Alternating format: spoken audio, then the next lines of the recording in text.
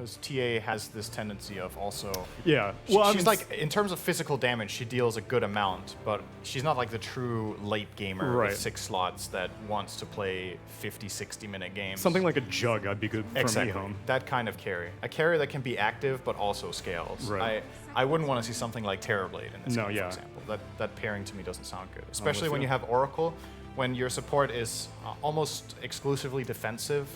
And your mid hero is a farmer. A lot of the times you will see the carry position being taken by a hero that can put pressure on the map, either by killing or by hitting towers.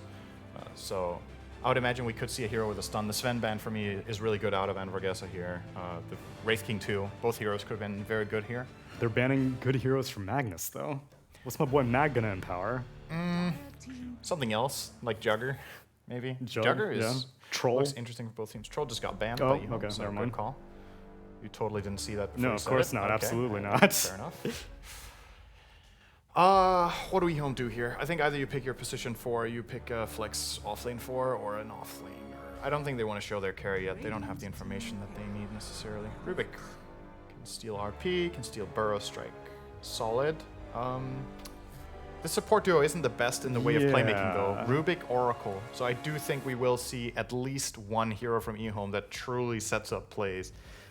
Heroes that come to mind would be something like Puck, since Sand King is taken by the enemy team. Now Puck is a lot less appealing. But that's also like another relatively squishy hero. I want something like a...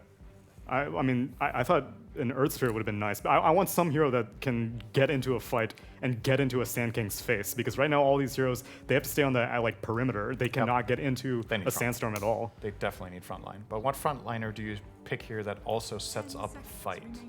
Sand King would have been great. In the carry position, both Wraith King and Sven would have been great, but they got banned. Tide? Kind of fishing for something. Yeah, he's not really a playmaker, right? He's just fat front boy. Centaur? A Centaur is not a bad idea. It's a bit of both worlds, right? Frontline tank and can start fights if he gets Dagger. Although Disruptor is generally a really good hero against Centaur. Glimpse is very good for resetting both the offensive and defensive Stampede plays. I want to point out how good Anvorgesa's team fight is, by the way. They have a lot of AoE stuff that deals good damage, great control. Perhaps EHOME are thinking, can we even team fight this lineup? Do we want to try to take an approach where we split around a little bit more and look for a skirmish style? You don't really want to just flat out go late game against Mag, I think. Dude, I'm not thrilled with this. So is this a never end Leshrac? I hope not, but I think it is. I think Ferrari's playing TA. Yeah, Ferrari has to play TA.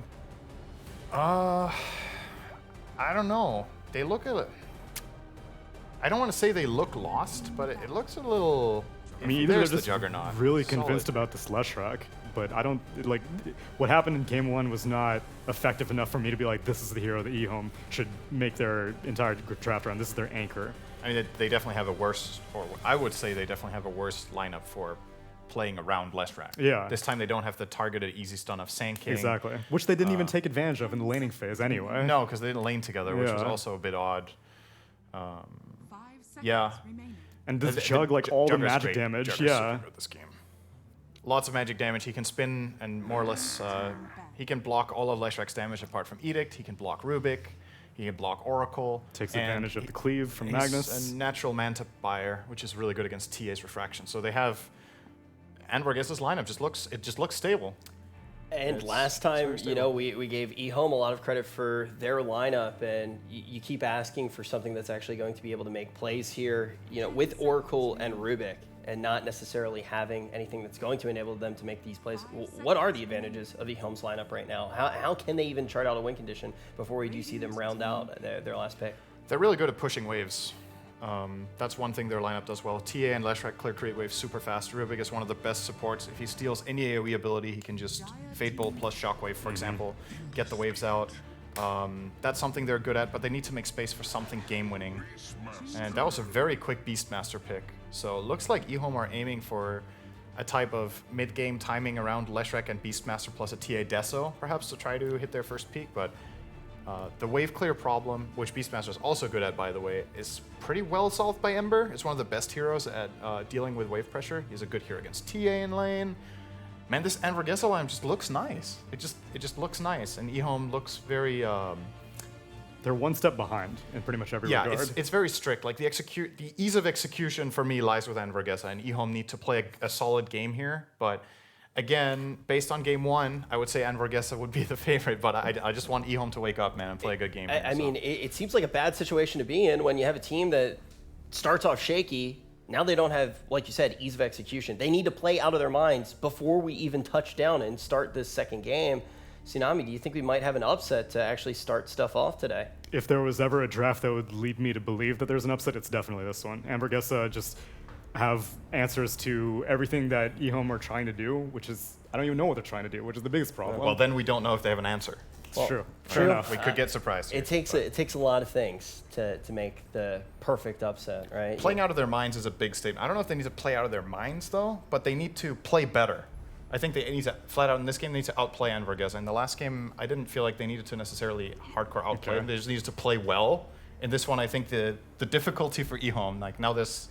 We're talking like all-nighter crazy. We're not talking like schizo crazy out of their minds. We're talking like, you know, it's a little bit late. I feel like we have the right ingredients here to actually see this burger get stacked up.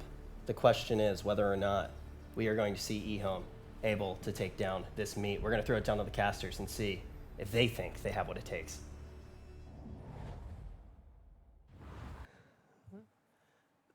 That meat's lacking the cheese. Remember, they're a cheeseburger. Then, all right. Maybe we look at this from the perspective of Syndrome. It's like, how can we know if they have an answer if we don't know the question in the first point? But well, it looks real good as an answer. Like, I think you can answer a lot of questions with this answer. It's just weird, really weird bans, mostly from EHOME. Like the Razor last ban, you're playing against a Magnus. Yeah, it's a rough matchup for TA, but like this is Ferrari. This is the man that invented TA. You're first twoing it. You have to assume it'll be a weak matchup. You'd much rather prefer to play against something that's better against you in lane, but weak in the game. Ember is like the counter to TA. Before BKB, your Flame Guard immediately burns off Refraction. Later on, you get spam Slight Chains. You can never actually lock down an Ember reliably, especially in this game, EHOME. You've got, what, a Roar and a Lift. I mean, sure, you could channel, but like Lesh, Stun, Oracle, Q, these are not reliable ways of taking down Ember. Yeah, what happens once you get like Yules? Like, even if you go defensive, this game goes late, then you've got Yules and Lincoln to protect him, and you got the Magnus Forever scaling farm. The Empower buff up is going to be so huge. It takes 1-5 for EHOME to be pushing up the daisies, and Oracle can only save one. There's no mass save from Oracle. It's true, and Beastmaster pick immediately demonstrates EHOME. They recognize the weaknesses of the draft. They want to play with tempo, win this game early. You don't want to go late against Mag, Ember, Jug, especially with the Disruptor that'll always be able to find that one extra catch. The concern is that you're playing Beastmaster against like Sand King Mag and an Ember. Like there's so much clear. It's not really, you're never really going to be able to get the Necro book moving for you. It's just a tough game for Faith Beyond. And a lot of emphasis, I think, on Ferrari in this mid lane to snowball hard. He's got to crush this matchup. Yeah.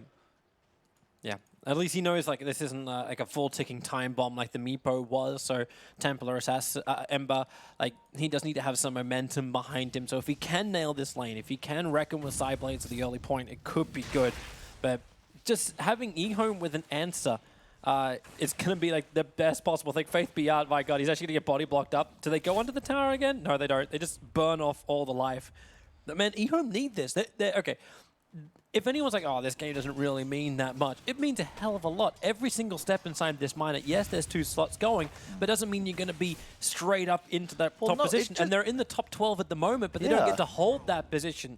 I was going to say, any team that makes it out of this miner that isn't EHOME is a team that could beat EHOME. Like, in this race for TI, you're on the bubble. If any squad not in the top 12 gets top 6 at this upcoming major, like, EHOME's out. You need to make it to this tournament. EHOME have 609.6 points.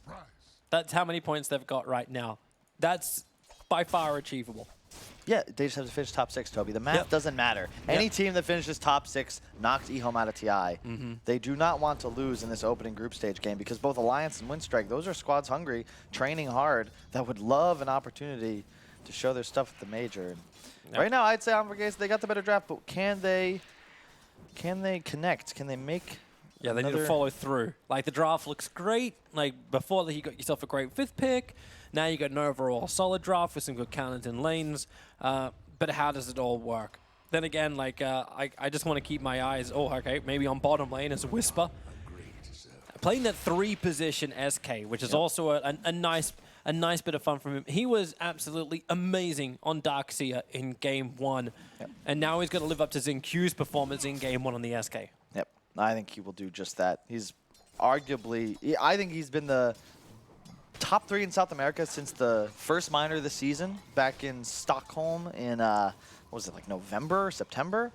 And since then, we haven't seen much of him, but kid is good. I believe just 16. Oh god, they got Glimpse already. Nope, that's a nice body block, and this will be first blood in the top lane. Faith Beyond will fall. And once again, just like Game 1, K1 is the man to claim it. Yep. It's just a little earlier than Game 1. Yep, and this is huge because you want your Jug to be ahead. He's going to be the Empower bot. This makes the more farmed your Juggernaut is, the better Stinger's game is, just because the Empower becomes so much more effective. He's going to look to stack camps in the jungle. Because of that Shockwave, he'll be able to get 2 at once. See, mid lane is the one I'm still watching. Pretty even thus far, which I would say favors the Ember Spirit here. If TA is going to win this lane, it's usually done at the early levels. And nice job by the Mag. As expected, we'll get both stacks off. That's going to be free gold for the Juggernaut later in this game. Yep. And that's all about just pushing him up faster. Bottom. Yeah, no Sandstorm. Burrow Strike's available, but this time it will be a perfect stun follow-up by End and allowing Innocence to get the kill. Yeah, too much damage. When you have an Edict channeled with no creeps in range, there's not much you can do as a Sand King to live. Only the 2 armor when he's outside of tower range and the sentry down, so he wasn't able to actually invade. He's going to try and get it now, but you can see Y is aware, trying to ensure that they can maintain laning dominance. The sentry war is very important because if you get this sentry, all of a sudden you can freely lane down here under the cover of your Sandstorm. And so Lestrak's had a pretty good time to start with. Like both 21-11 for the Lestrak, 21-6 for Ferrari. So CS-wise, it looks like EHOME at least is looking a little bit better, but you can see Chris pressuring 4-3-0, and there's exactly that refraction. It's instantly gone when Chris wants to close the distance. And you can see Chris Luck has actually saved 2 points. He's not sure what build he wants to go for because you could theoretically get some points in chains when a hero rotates over. You now kill the TA. Looks like he's going to try and wait for his bottle to make the long walk. No, he's actually not got one. He's trying to get it enough gold. It won't happen. He's going to lose it straight away anyway. Innocence is there. He needed 5 gold, so he's going to try and use it, courier on the secret shop, and bring it over in time to bottle it. But alas, it will not work out that way. This does buy space bottom, though. There was the sentry taken out by Whisper, so now he's in a pure 1v1, whereas up top, they're going to go in. Yeah, they just keep pulling him back in again, now into a spin. XinQ's the primary target, but then again, Disrupt is going to be the trade-off. XinQ, stick charters, keeping him alive. He'll get back onto the tower at 32 HP, and this will be then the death of the Juggernaut. Faith Beyond actually claiming that double kill as the Beastmaster. Great rotation. You can see also the Fade Bolt damage reduction coming in. Neither Mag nor Disruptor was really able to do much DPS They're going to go on mid 4-3-0. Thought he was nice and aggressive. I don't know if like you're going to have anything else to really do apart from, okay, yeah, Wall will do it. Side of Fist, look at the burn. Again, these refraction charges, they just don't defend. XinQ wants a revenge, and the tower will help him claim it. So a 1-for-1 trade-off. Yeah, the big key here, though, is that the heroes of EHOME are not nearly as cooldown reliant. When you have a TA instead of a Death Prophet, it's so much easier to play Dota 2. You've now got these 2 huge cores at the top of the CS charts that don't really have any cooldowns. Like, they're always able to keep going so long as they're high on HP and mana. And I gotta watch Chris Luck. This is the game where he's gotta shine. He's the one that's gonna have to rotate, open up space around the map. Traps now in the mid lane, and already a sentry on 430. He wants to ensure he can dominate this mid matchup. Remnant's now available on Chris Luck. Watch for his next TP to possibly make a move towards the top lane. Maybe you just play around mid. There's just 3 heroes here. Yeah, Syrian chain up, but they can't get close enough for it. They're just protecting the rune, and then they can look towards the heavy stack. So I think that we got like a triple stack also in the jungle. Top tier 1 tower is being pressured. The rotation up from the side. They're going to look for a glimpse. It's only level 1, however, but the fact that it's such a long run away from EHOME would have made that glimpse really pay off, but doesn't at the end of the day. But there's a lot of attention up on top, allowing Juggernaut to now battle Beastmaster on the bottom lane to a lane switch around.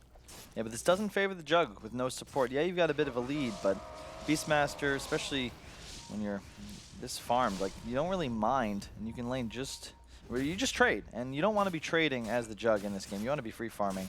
Gets the healing I ward don't think kill. he really wants to be here either. No, he doesn't. He has to back up. There's not enough mana for the Omni Slash, so with the help of Xingqiu and control, they may be able to find this kill on K1 up into the trees, and he's just running back. He'll still die to the tower, which gives the kill to Faith Beyond. That's his now second, third-ish of the And game. you can see that's the boar slow. You just right-click the Jug. You don't care. Top lane, you've got a Sand King here, but not really much you can do. Neverend's got the ultimate active, so you can't really close. He's going to stun forwards, but there's the dust, and they're just going to chase. Yep, Shockwave in. Got Oh, both. nice double stun. That may just be enough with the Skewer, keeping Leshrac underneath the tower. Stinger, he does have the stick charge, but he won't survive long enough. TP support's coming in from the Juggernaut, and he just instantly Omni Slash onto the Oracle, no. but he bounced out to the creep wave. Oh, the timing of that's just not working in his favor. And the stun? looks for his No! own stun. The stun connects. Oh, and gets a solo kill. He's so low on life. They saw which way he was He's got going. TP. Stinger's got to coming guess for him. right. Where is he? In the trees. Skewer forward. He guesses right. Skewer pulls it back. No! It doesn't do what he's done. And not enough damage. One more attack with the hammer would have done the job. Oh boy, that's some breathing room for EHOME right there. Oh, for sure. And the big problem is, like, they haven't been able to turn this Jug's early first blood into much of an advantage because of that movement to the bottom lane. And now, all of a sudden, Neverend's back. He's shrined up. And you're just going to... Keep There's no going. Skewer. That's a kill. Yep. And They know there's no Omni either. what does Juggernaut do? Like, Juggernaut doesn't have an influence in this. Yep. And this is the thing about side lane Lesh in comparison to mid. You get that max edict up way faster. You can see it is paying off. There's just so much damage up. A mid lane, they're going for the TA. Actually but pulling yeah. him in, but the smelled hit. Chris didn't have enough life. The courier was trying to bring something in. And now they just move from one to the next. Innocence will claim this as Jericho falls. You can see a much easier game for EHOME to play. Whereas previously, they were forced into these big team movements. Top edict, maxed out, level 7 Lesh. That's a tower. It's not a... I think it was 1 point at this part of the game when Ferrari was on it, and it's just an easier game for EHOME to play. They've got momentum.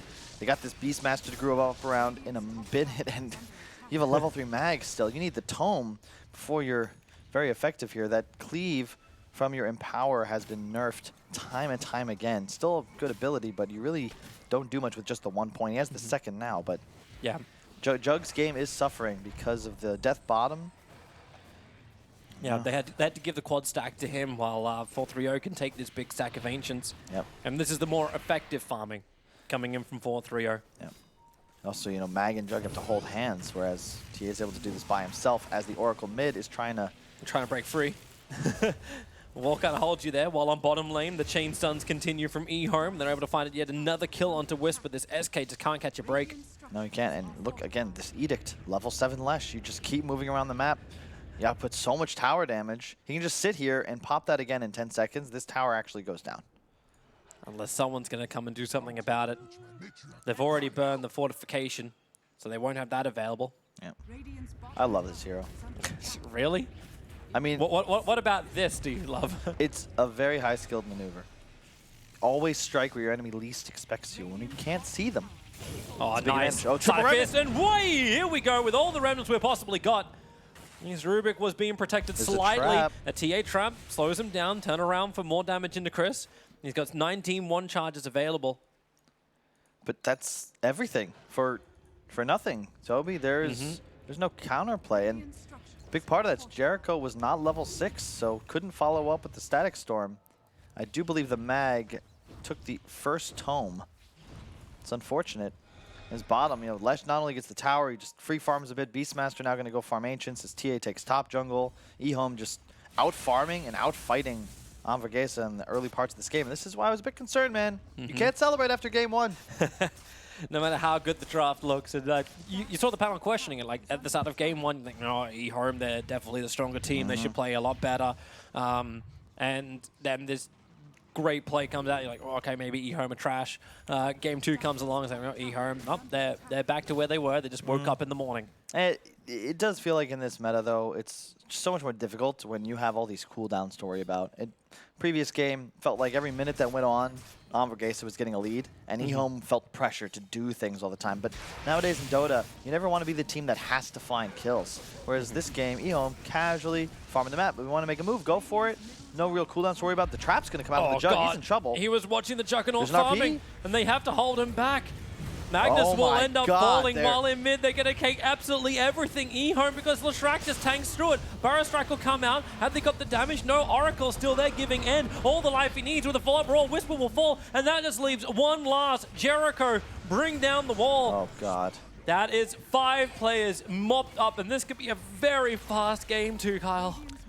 You are, yeah, I actually don't know what you do now. If you're Anvorgesa, it is your draft predicated on like getting ahead, farming, using that empower advantage to get both of your 2 cores fat. Now you can't even control the farm areas. You can't win fights either without a dream RP Static Storm, and it's not feasible anymore. I like Ferrari's decision here. It's something I saw Sumel do at ESL as well. The Dragon Lance in this kind of game makes a lot of sense because you want to be able to play around spacing. You don't want to be forced into the range of, say, your Beastmaster when you're trying to deal damage, and then all of a sudden you're RP'd, you're stunned, you're Ember Chained. Much easier just to go this full DPS build. You're going to get Deso next, have the Beastmaster aura for attack speed, and you're just going to do too much damage. And you have the sustain of the Oracle behind you. You can see there, the synergy with the Lesh, you just pop the ult, never really feeling any damage or pressure is never end, and it's looking grim.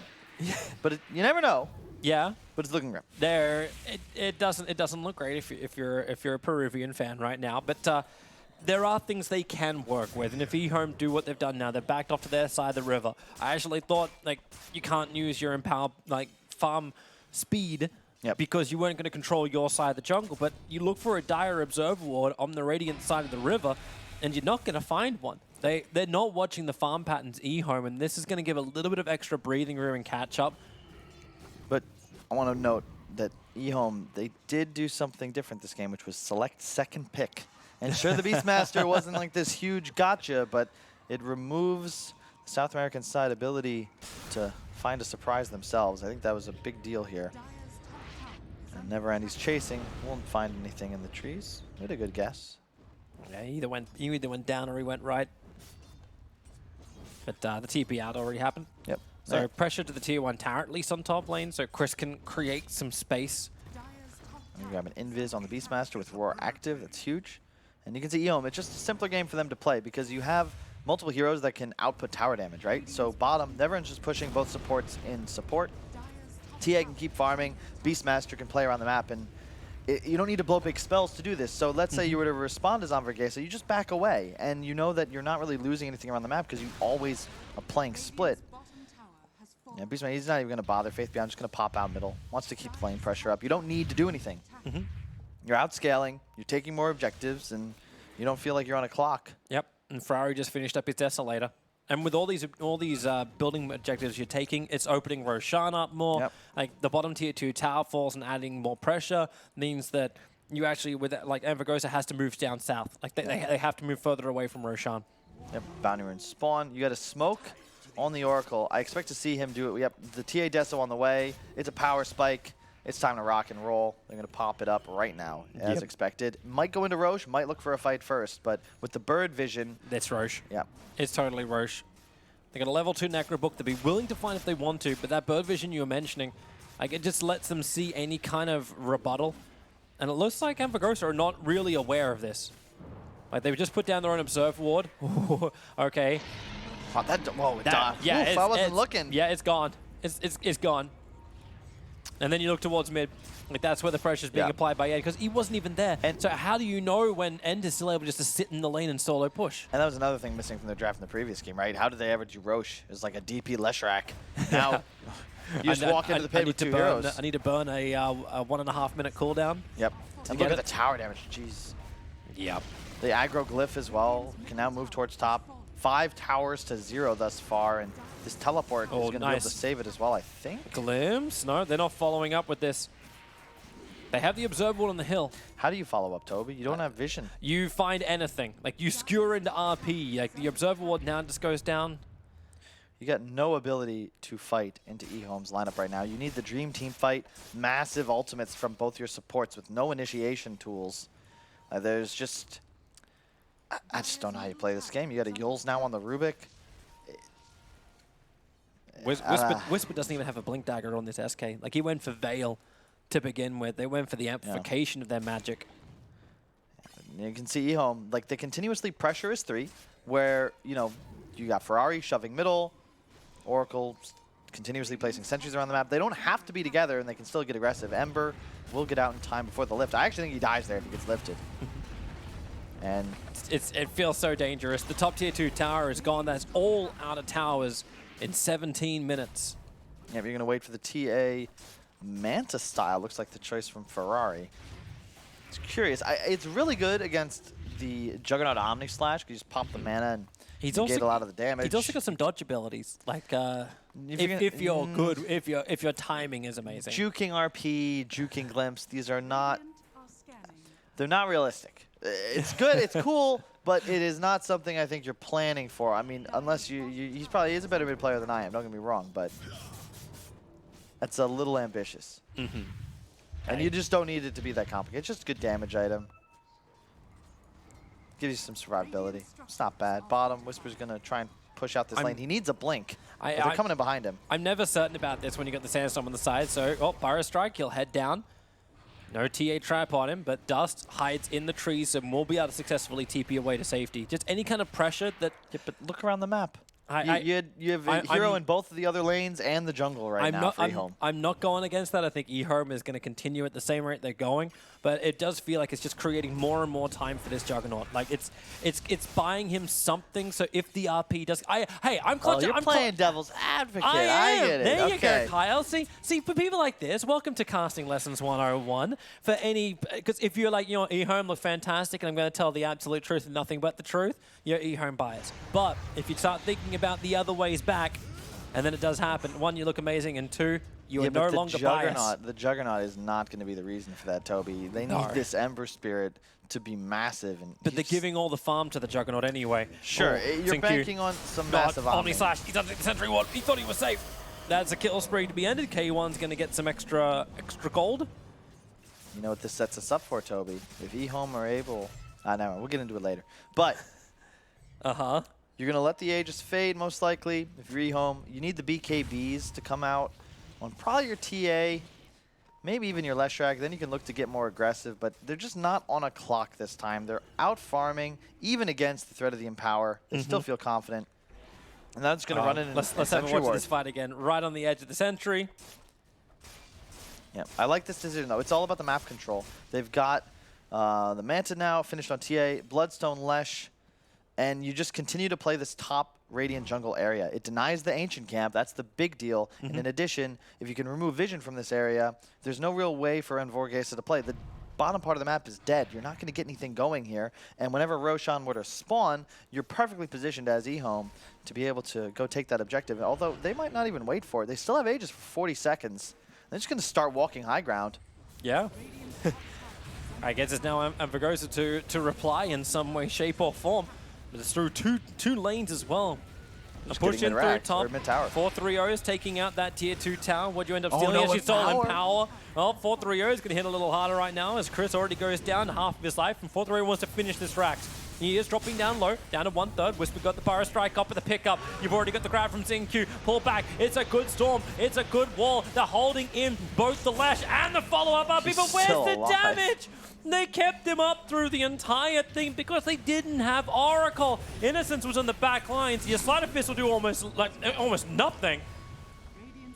It'll be a safe backup from EHOME. 20-minute bounty runes are spawned up. Oh, nope, we're going to move bottom. 4-3-0 wants to add the pressure a little bit harder.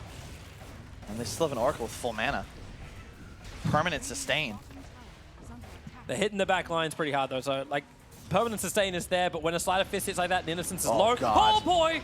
Oh, that's no! Picked up, throwing down, and the Skewer actually pulling Little Shrek with him, which means he can go for a second.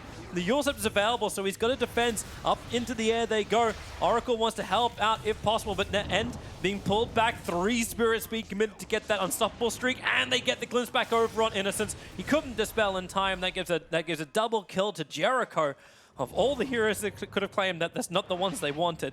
And you can immediately, though, all 3 heroes from EHOME that are still alive just backed off. They're going to even collect the bounty runes. They get 2, possibly a 3rd one. If XinQ checks the bottom hill, he will. You blow open the base. 5 to 21. You're still feeling good. Next Aegis will spawn sometime in the next 2 to 5. You might not even need it, though, in truth. You force the buybacks. If the Mag Ember goes down, that'll almost certainly be that second lane of Rax. Blink now on Rubik. You can see the damage output of Ferrari. The Beastmaster aura in combination with just pure right-click itemization. You can't survive. Yep.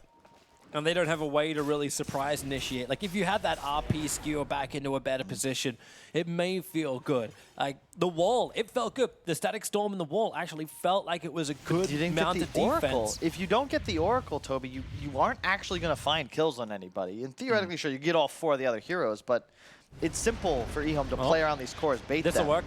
When you got Leshrac totally isolated, up by himself, and will die. The rest of EHOME are looking to fight mid. They used Epi and Static Storm, and there's a buyback on the Leshrac. Would not be surprised to see EHOME try and utilize that right now and get going. They know Mag has no buyback, and that's who they're hunting. They're looking for any kind of target. 4-3 is going to be there. XinQ gets to pick up over on the Magnus. He's got RP available. They slap him down before there's any chance. His feet didn't even hit the ground. And the Omni Slash, no! It's on the Necro books. And only they didn't even get a kill on a Necro book.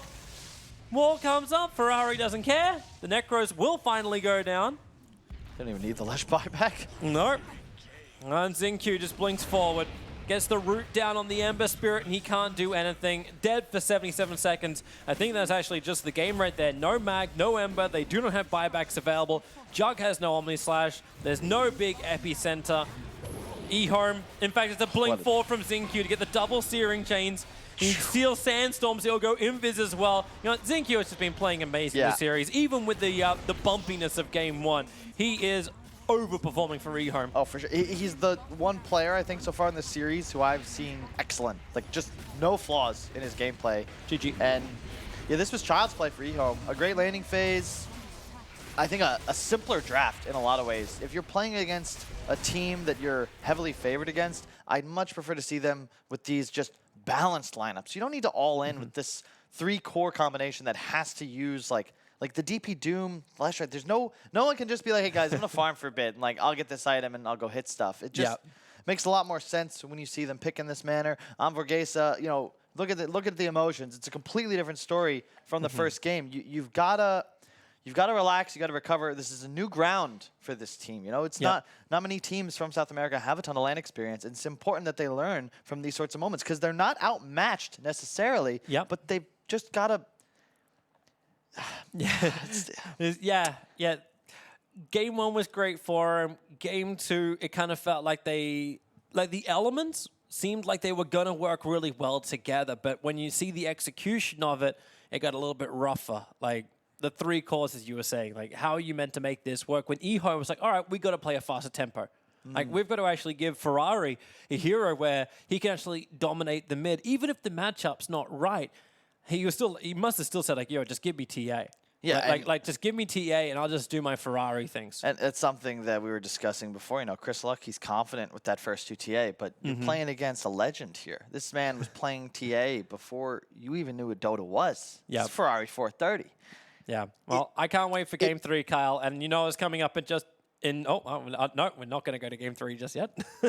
Yeah, the thing is, though, that when you pick the Mag lineup with, like, Ember and Jug, you have to, I think, position a bit better. They started off correctly, where you tri-lane the Juggernaut, you get him first blood, but he's moving to bottom in a 1v1 against the Beastmaster. That's never a good idea. And now he's like, wait, I don't want to be here. I'm going to actually go back towards top. He wanted to play that area, not just because that's where his teammates are to support him, but there were 2 triple stacks. If they didn't end up taking those until, what, like 10 minutes into the game? You'd prefer to be able to do that around your first shrine usage.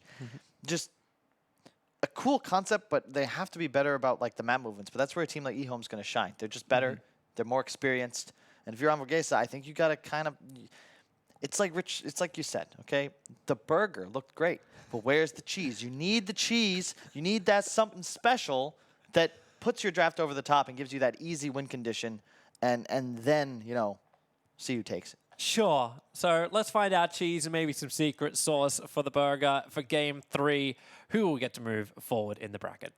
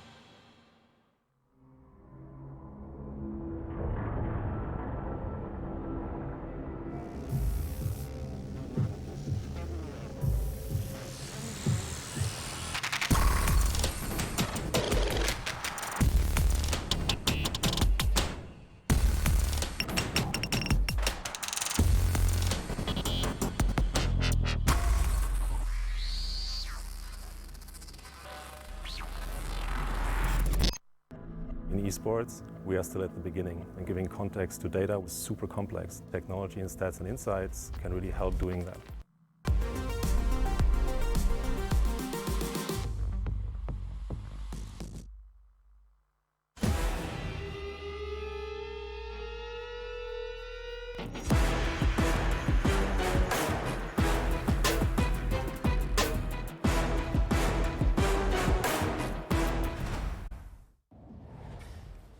It